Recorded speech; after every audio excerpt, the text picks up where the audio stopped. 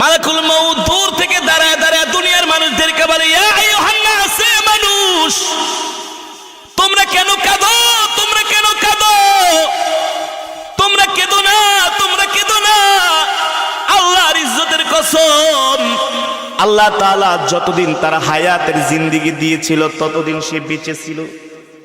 তার হায়াতের জিন্দেগি শেষ, দুনিয়া থেকে আল্লাহ তাকে উঠায় নিছেন। আবার যখন কান্না করে আজরাইল ডাক দিয়া বলে, ইয়া আইয়ুহান নাস, এ মানুষ তোমরা কান্না করো না। তার জন্য আল্লাহ তাআলা যতটুকুন রিজিক বরাদ্দ করেছেন ততটুকুন সে রিজিক খেয়েছে, তার একটা রিজিকও আর অবশিষ্ট নাই, তার রিজিক শেষ।